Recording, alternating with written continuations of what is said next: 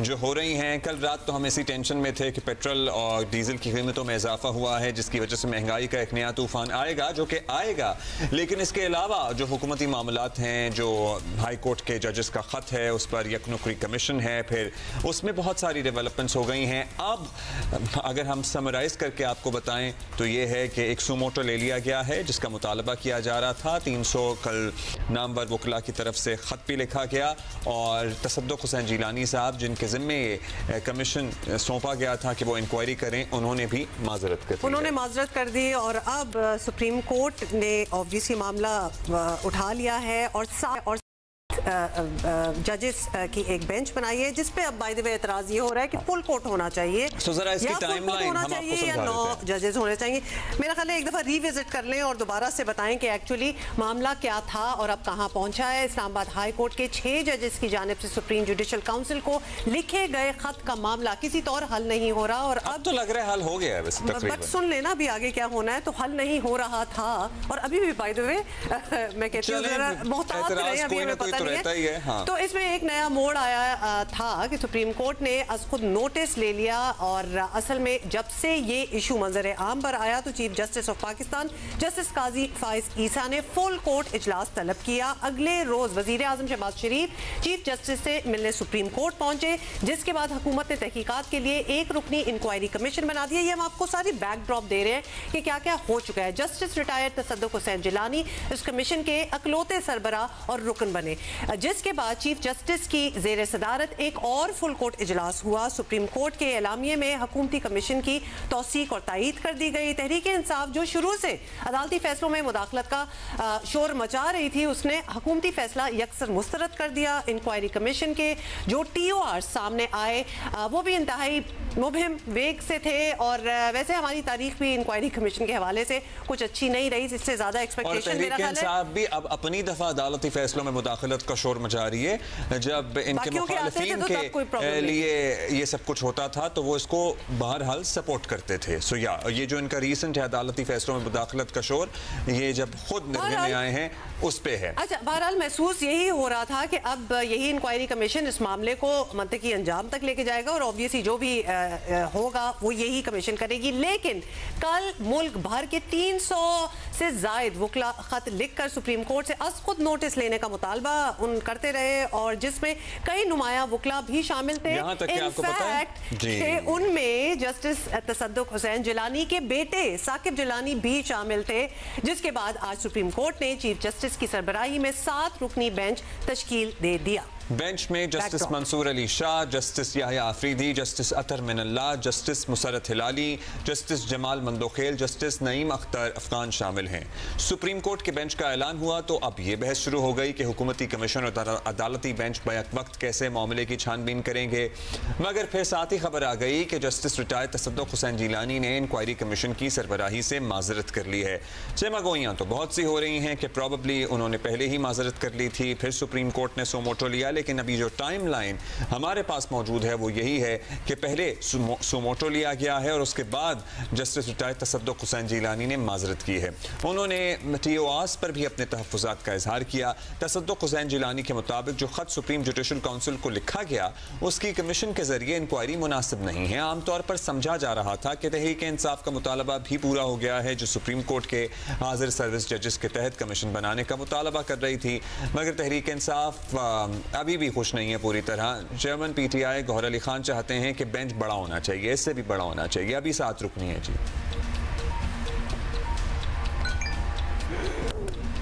जरूरी था, आप इसको सिंगल मेंबर कमीशन में नहीं भेज सकते थे, क्योंकि सिंगल मेंबर अगर बैठता है तो उसके पास कमीशन बनता है इंक्वायरी कमीशन एक्ट के मुताबिक, तो वो जज पावर एक्सरसाइज करता है लाइक अ सिविल जज, और ये बड़ा सीरियस मैटर है। इसलिए सुप्रीम कोर्ट का सोमोटो लेना बड़ा जरूरी है।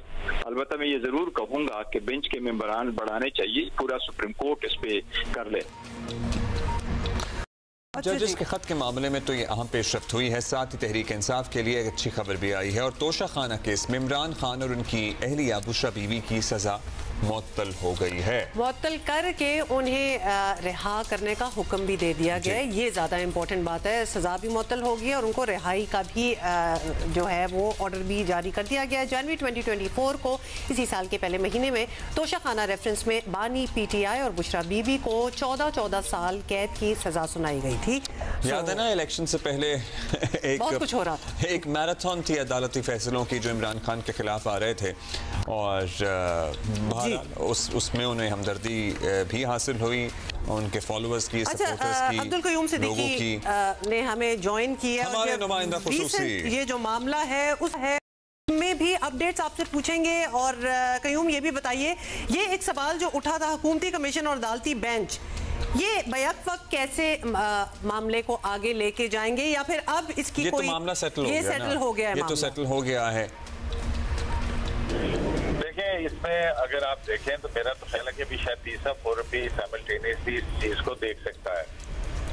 अगर 6 जज साहिबान के आप आपका जिक्र देखें तो उसके अंदर उसको डायसेक्ट करें तो उसके अंदर 3 फोरम बनते हैं। एग्जेक्टिव के हवाले से एग्जेक्टिव के जिन इदारों के ऊपर इल्जाम है, एग्जेक्टिव अपना कमीशन बना सकती है उनको सजा देने के हवाले से या सजा देने के हवाले से या फैक्ट डिटरमिन करने के हवाले से। सुप्रीम जुडिशियल काउंसिल को खत लिखा है तो वो गाइडेंस भी फराहम कर सकती है और जिस तरह से अपने एक चीफ जस्टिस के ऊपर इल्जाम लगाए गए हैं तो वहाँ पर उसकी जुडिशियल इंक्वायरी भी कर सकती है।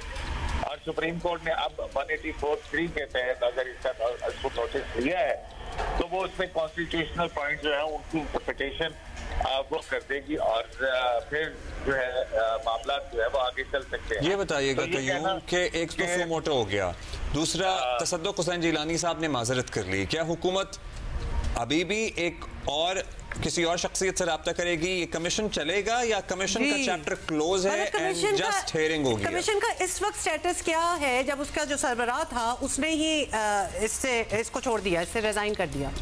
जाहिर है कि कमीशन एग्जिस्ट नहीं कर रहा ना इस वक्त, तो मतलब है कि कमीशन का फैसला तो है, फैसला है, उसके अंदर जो मेंबर नामजद किया था उसने रिक्यूज किया है, तो कमीशन का तो फैसला तो मौजूद है। हुकूमत दूसरा कमीशन या दूसरे जज साहबान या किसी को भी नॉमिनेट तो कर सकती है उसके लिए, वो तो गवर्नमेंट का अपना इख्तियार है। Unless and until audio leaks commission की तरह सुप्रीम कोर्ट खुद ही इस किस्म के कमीशन को जो है वो काम करने से रोक दे, तो जब तक जुडिशियल ऑर्डर नहीं होगा तो वो अपना फैसला तो वहीं पे मौजूद है। सो अभी एम्बिग्विटी है ना, अभी ये बात क्लियर नहीं है कि भाई बाज लोग ये भी तसव्वुर कर रहे हैं कि भाई अब कमीशन का चैप्टर क्लोज है क्योंकि अब सुप्रीम कोर्ट ने सोमोटो ले लिया, लेकिन अभी ऑर्डर तो उस जगह मौजूद है। हुकूमत चाहे तो किसी और से राब्ता करके उसको कमीशन का सरबराह तैनात कर सकती है।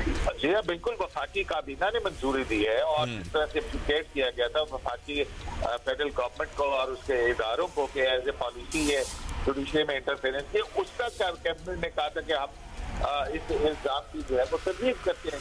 नहीं तो इसका मतलब ये होगा कयूम के यहाँ इस वक्त एज वी स्पीक एक कमीशन है, हुकूमती कमीशन, एक अदालती बेंच है, दोनों इस मामले की तहकीकात करेंगे, ऐसा ही है?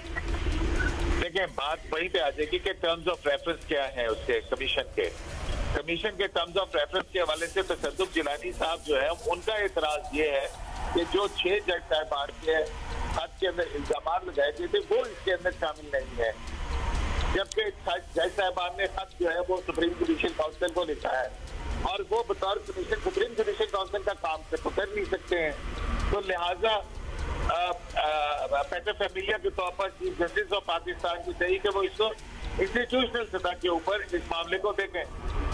तो अब जो सूरत हाल बनती है वो उसके अंदर जैसे ट्राइकॉटमी ऑफ पावर है, अगर आज कोई भी एक ऐसा कमीशन बनता है जो कि इन इंटेलिजेंस इदारों के हवाले से, पहली बात तो यह है कि प्राइम मिनिस्टर ने जो यकीन दहानी करवाई थी चीफ जस्टिस पाकिस्तान को और सीनियर जज को यानी सुप्रीम कोर्ट ऑफ पाकिस्तान को, वो जो यही थी कि वो इत्तफाक करते हैं कि अदलिया की आज़ादी के अंदर किसी किस्म की मुदाखलत किसी इदारे की तरफ से बर्दाश्त नहीं की जानी चाहिए, और वो जो डिपार्टमेंट्स हैं उनके हवाले से जो एग्जीक्यूटिव के मातहत आते हैं प्राइम मिनिस्टर उनको डायरेक्शन इशू करेंगे। अब आप देख लीजिए कि डायरेक्शन इशू करने के हवाले से जी जो है वो कोई एकदम फेडरल गवर्नमेंट की तरफ से अभी तक तो हमारे अभी लेट्स से कि वो आता है कि नहीं आता। कयूम ब्रीफली ये बता दें कि पाकिस्तान तहरीक इंसाफ एक तरफ तो चलें सेटिस्फाइड है, लेकिन फिर मुसर हैं, तहफ़्फ़ुज़ात हैं कि भाई फुल कोर्ट बने, 9 रुकनी या फिर 12 रुकनी हो एटलीस्ट, तो इज दैट इवन पॉसिबल या अभी जो 7 रुकनी बेंच बन गया बस वही चलेगा?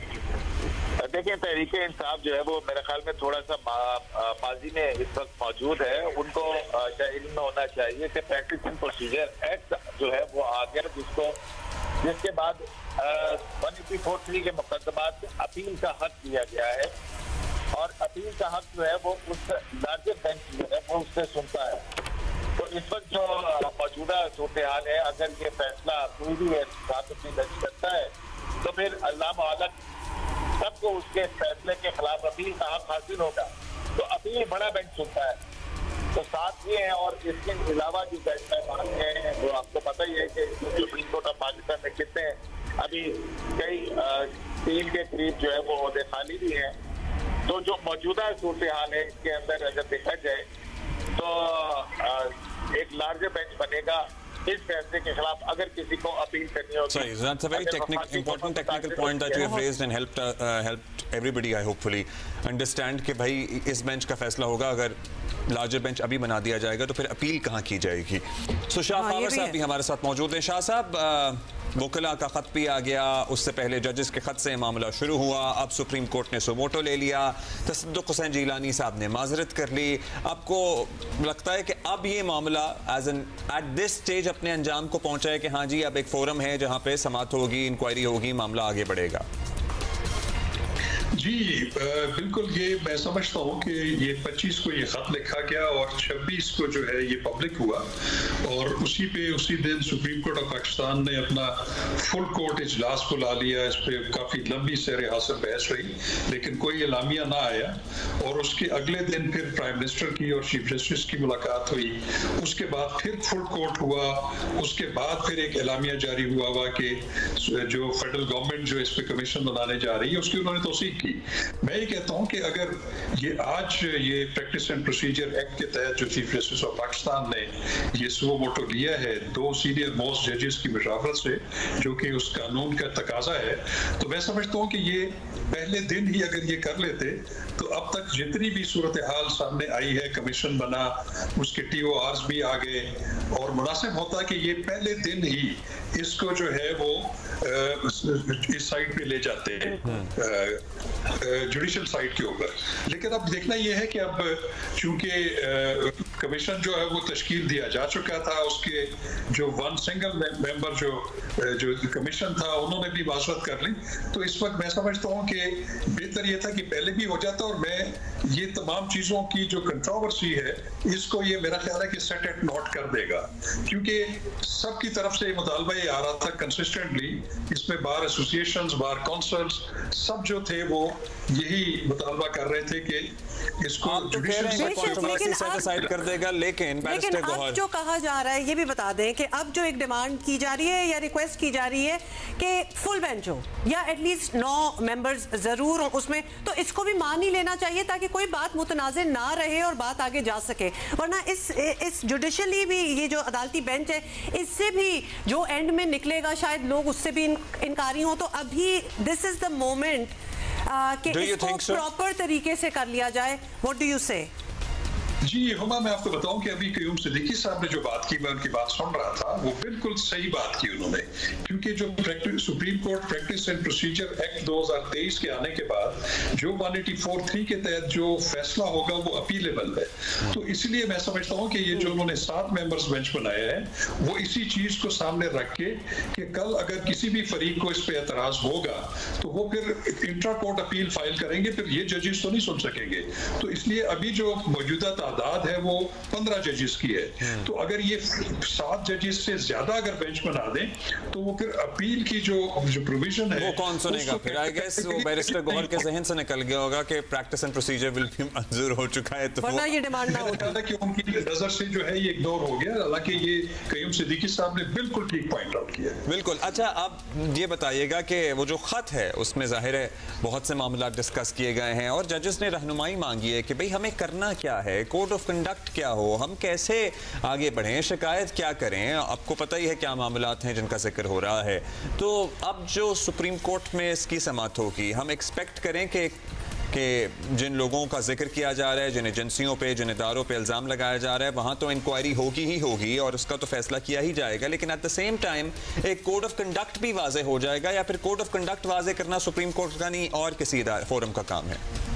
जी, कोड ऑफ कंडक्ट जो है वो तो सुप्रीम जुडिशियल काउंसिल ने ही बनाया है, और इसीलिए उन्होंने प्रॉब्लली फिर खत भी लिखा था उन्हें। जी जी, मैं अभी इसमें गुजारिश करता हूँ कि सर आंखों पर जो चीफ जस्टिस ने और जो कमेटी ने फैसला किया है इस पे कि इसको उन्होंने सुओ मोटो जुरिस्डिक्शन में टेकअप कर लिया, लेकिन एक चीज यहाँ पे बड़ी इंपॉर्टेंट है, वो ये है कि ये जो इल्जामात हैं बड़े संगीन नोयत के इल्जामात हैं जो कि खत में जो है वो नुमाया किए गए हैं, इनकी तहकीक होना बहुत जरूरी है।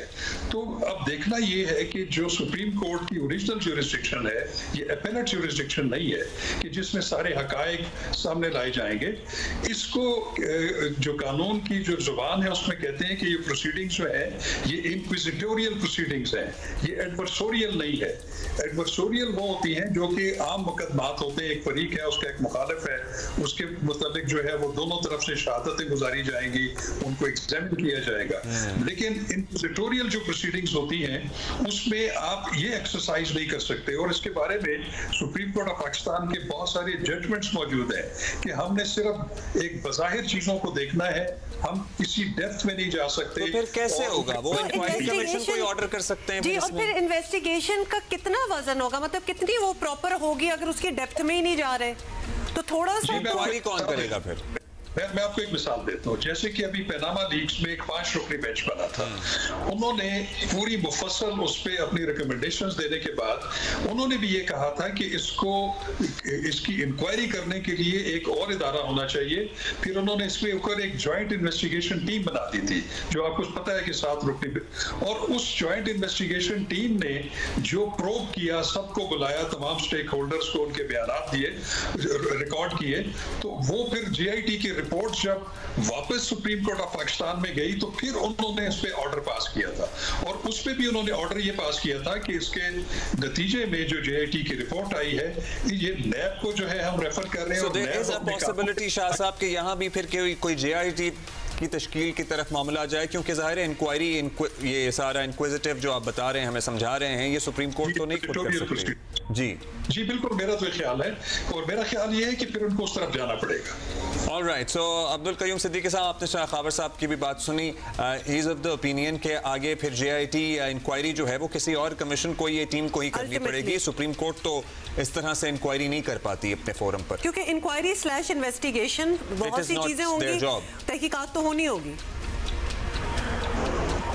जी हाँ बिल्कुल, अब्दुल्ला आप मेरी बात सुने? जी बिल्कुल, कंटिन्यू करें। हाँ जी, मैं वही कह रहा हूँ कि बहुत सारे सवाल जो हैं वो उठेंगे। इंक्विजिटोरियल जो बात हो रही है ना, आपको याद होगा कि इसी तरह से हुआ था, इफ्तिखार मोहम्मद चौधरी, उस वक्त जनरल परवेज मुशर्रफ ने आदमी यहाँ उसने उनको दिलवाया था, फिर उसके बाद जो ये मुकदमा चैलेंज हुआ, उनके खिलाफ जो रेफरेंस आया तो उन्होंने फिर वो जो बात कह रहे हैं वो दुरुस्त बात कह रहे हैं, उन्होंने अपना एफिडेविट दिया था, यानी हल्फी दिया था बतौर चीफ जस्टिस के उनके साथ आदमी हाउस के अंदर क्या हुआ था।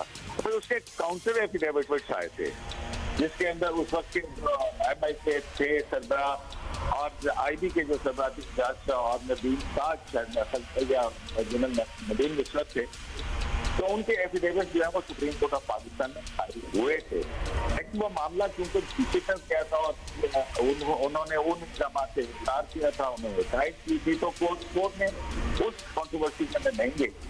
और जो भी प्रिंसिपल है वो ये है कि फैक्ट्स एक दूसरे से मुख्तलिफ आ जाएंगे तो वो इतनी इंक्वायरी, और फिर सवाल पैदा होगा कि क्या सुप्रीम कोर्ट ऑफ पाकिस्तान का चाहे वो 3 रुकनी बेंच हो और या वो फुल कोर्ट हो, वो क्या इंक्वायरी कर सकता है जबकि वो फाइनल आर्बिट्रेटर भी है, और क्या सुप्रीम कोर्ट ऑफ पाकिस्तान जो है वो ट्रायल कोर्ट के तौर के ऊपर और इन्वेस्टिगेटर के तौर के ऊपर काम करेगा।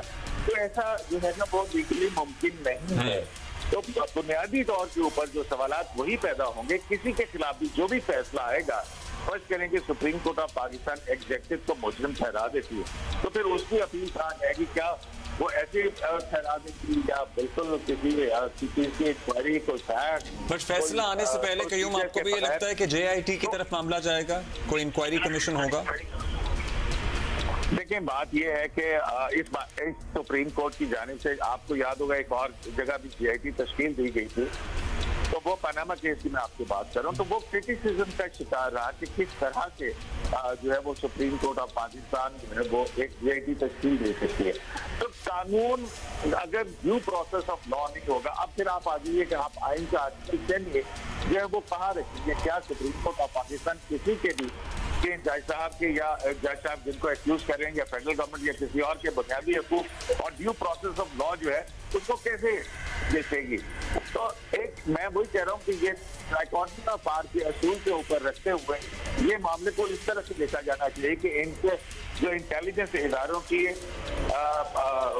इंटरफेरेंस है वो है एग्जीक्यूटिव, उसकी हेड है, वो अपने मामले को इसको देखे और जो कानून साजी करने की जरूरत है इस हवाले से कि इंटेलिजेंस एजेंसी के किरदार को कानून के दायरे में लाया जाए, वो पार्लियामेंट इस चीज को देखे और फिर जब कोई शिकायत आए इस हवाले से तो फिर उस सूरत के अंदर सुप्रीम कोर्ट ऑफ पाकिस्तान या अदलिया के अंदर बहुत सारी चीजें आए और अदलिया जो है वो एक्सपेक्टेशन करने के लिए शाह साहब के पास आते हैं। शाह साहब, डू यू थिंक कि इंक्वायरी JIT अगर पहले भी बनी थी, आपको पता ही है, वो हदफ तनकीदी रही, फिर आज तक है, सो इंक्वायरी कमीशन कोई टीम नहीं बनाई जाती, तो सुप्रीम कोर्ट अपनी सतह पर भी इस हेयरिंग में, इन हेयरिंग्स में किसी डिसीजन पे पहुंच सकती है, किसी कंक्लूजन पे पहुंच सकती है if they don't go towards an inquiry commission?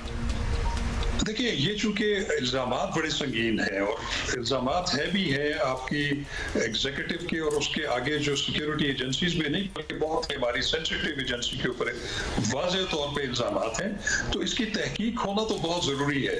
जैसे अभी कयूम भी बता रहे थे कि हमने जो माजी में देखा है कि जहाँ पे तहकीक तलब मामलात होते हैं जो सुप्रीम कोर्ट 184(3) में उसकी ज्यूरिस्डिक्शन भी अस्यूम कर लेती है, लेकिन उसकी बाकायदा तहकीक और उसकी इन्वेस्टिगेशन के लिए वो हमेशा आउटसोर्स करती है। जैसे कि मैंने पनामा का जिक्र किया कि उसमें एक JIT बनी थी और उसकी रिपोर्ट पे फिर इंसार करते हुए उन्होंने डायरेक्शंस दी थी। तो मेरा ख्याल है कि ये मुश्किल हो जाएगा सुप्रीम कोर्ट ऑफ पाकिस्तान के लिए कि वो इस तरह की चीजें जो कि तहकीक तलब है, जो कि शहादत तलब है, तो उसके लिए तो 184(3) का जो दायरा कार है वो बहुत महदूद है। तो शाह खावर साहब, यानी इसका मतलब ये है कि इंक्विजिटोरियल जब होता है, हम भी एक टर्म्स जो हैं ये सीख रहे हैं, तो इसमें किसी को, कोई विटनेसेस, कोई एजेंसीज का बंदा, किसी से क्वेश्चनिंग नहीं होगी, सिर्फ ये डिसीजन ली जाएगी कि क्या इसको मजीद इन डेप्थ इन्वेस्टिगेशन होनी चाहिए कि नहीं। Is that right? देखिए ना, इसमें जो इम्पोर्टेंट कंपोनेंट है वो 6 मोअज़्ज़ज़ जज साहिबान हैं।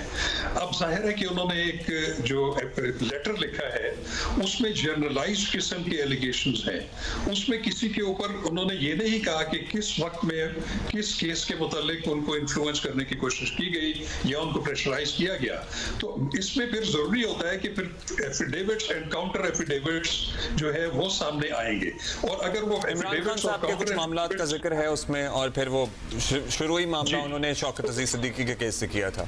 जी, मैं ये कह रहा हूँ कि फिर उसके लिए तो फिर या तो वो ऐसा सूरत हाल हो कि वो मैटर काउंटर एफिडेविट्स और काउंटर एफिडेविट्स से हल तलब हो, वो तो फिर कर सकते हैं। लेकिन मेरा जाती ख्याल ये है कि इसमें जो है दूसरी साइड से बहुत ही डाइवर्जेंट और जो है वो व्यूज आएंगे, और जब वो सामने आएंगे तो उसकी तहकीक किसी फोरम पे होना बहुत जरूरी है। आप हमें, आपका भी ज़ाहिर है आप इतने अरसे से कवर कर रहे हैं मामलात, आसान तरीके से बताइएगा, आपको लगता है कि सुप्रीम कोर्ट आउटसोर्स करेगी इसकी इन्वेस्टिगेशन? अब ये है कि अभी JIT की बात हो रही थी ना, तो JIT के हवाले से तो कानून है कि उसके अंदर इंटेलिजेंस इदारों के तो फिर वो तो आपको पता ही है फरीक हैं इस सारे मामले में। ठीक है, मैं वही कह रहा हूँ कि कमीशन ऑफ इंक्वायरी जो है वो अब की बनाना जो है वो जाहिर है कानून के नीचे पार्लियामेंट का इख्तियार है। हमें अब जरा इस मामले को जरा डाइसेक्ट करके देख लीजिए कि जिन जज साहिबान ने इनफलाइटली अपने चीफ जस्टिस के हवाले से शिकायत की है, तो उसका फौरन तो सुप्रीम जुडिशल काउंसिल है। मेरा ख्याल है कि सुप्रीम जुडिशल काउंसिल के अंदर भी इसको एक कंप्लेंट के तौर पर ट्रीट करके कार्रवाई शुरू होनी चाहिए। दूसरी बात ये है कि एग्जेक्टिव के इदारों के ऊपर मुदाखलत का इल्जाम है। एग्जेक्टिव एक बिल्कुल अलग लिंब है, तो एग्जेक्टिव को अपने तौर के ऊपर एक ऐसा हाई पावर्ड कमीशन बनाना चाहिए जो अपने इदारों की इन इल्जामात की रोशनी के अंदर तायन करे। क्योंकि जो और फिर supreme court of Pakistan independence of judiciary के हवाले से बहुत सारी पहले भी जजमेंट दे चुकी है, अब भी जजमेंट जो वो देगी, और फिर उसके बाद जो भी जजमेंट आएगी वो उस जजमेंट को आप एग्जीक्यूट कैसे करना है, वो आपने एग्जीक्यूटिव के जरिए एग्जीक्यूट करना है। बिल्कुल 190 के तहत तमाम all judicial and executive forum shall act in aid of supreme court, ये बात बिल्कुल ठीक है और दुरुस्त बात है। लेकिन उसी तरह supreme court of Pakistan final arbitrator भी है। फंडामेंटल राइट्स को इम्पोज करते हुए क्या वो किसी दूसरे का फंडामेंटल राइट जो है वो इम्पोज है? अच्छा, उसके बाद अगर आज सुप्रीम कोर्ट ऑफ पाकिस्तान कोई एक ऐसा कमीशन भी बना देती है जो कि तीनों इदारों के अरकान के ऊपर मुश्तमिल होता है, तो फिर सवाल यह आएगा कि उस कमीशन जो है उसकी फाइंडिंग्स जो है, उन फाइंडिंग्स को भी चैलेंज किया जा सकता है, वो भी कोई हतमी चीज नहीं होती है। और उसके बाद एक नई लिटिगेशन जो है वो शुरू हो सकती है। क्या आप उसके ऊपर कोई कागजों खंडन लगा सकते हैं? मेरा ख्याल है कि नहीं लगा सकते। और एक वो मामला है जिसमें जजेस ये रहनुमाई मांग रहे हैं कि हम पे जब दबाव आए या ऐसी कोई सिनेरियो आए, सिचुएशन आए, तो हमें करना क्या है। इसलिए जस्टिस शौकत अजीज सिद्दीकी के फैसले का इंतजार भी किया गया। जब उन्हें यकीन हो गया कि हाँ ये कोड ऑफ कंडक्ट की खिलाफ वर्जी नहीं थी, तब ये खत लिखा गया। सो वो भी तय होना अभी बाकी है कि भाई करें क्या, किस पे बर्डन ऑफ प्रूफ होगा। जब कोई घर में अगर कोई आता है, धमकाता है, कोई भी होता है, तो उसमें कैमरे जरूरी तो नहीं है कि काम करने और लगे। बात जो है एक और बात मैं आपको बता दूं कि जब इस किस्म का कोई इन्वेस्टिगेशन और ट्रायल होता है तो उसका तरीकाकार क्या होता है। जैसा कि हमने अभी सुप्रीम जुडिशियल काउंसिल के अंदर देखा कि वहाँ पे एविडेंस रिकॉर्ड की जाती है। जब भी आदमी एविडेंस रिकॉर्ड करता है, अपनी शहादत देता है, तो जिसके खिलाफ शहादत दी जा रही होती है उसका हक होता है कि वो उसके ऊपर जिरा करता है, और जिरा करने के बाद ही वो कानून के नीचे एक एडमिसिबल एविडेंस के तौर के ऊपर लिया जा सकता है। ये बेसिक राइट है, वो चीज है। तवील चल सकती है। थैंक यू शाह साहब, thank you Qayyum Siddiqui, thank you for being with us.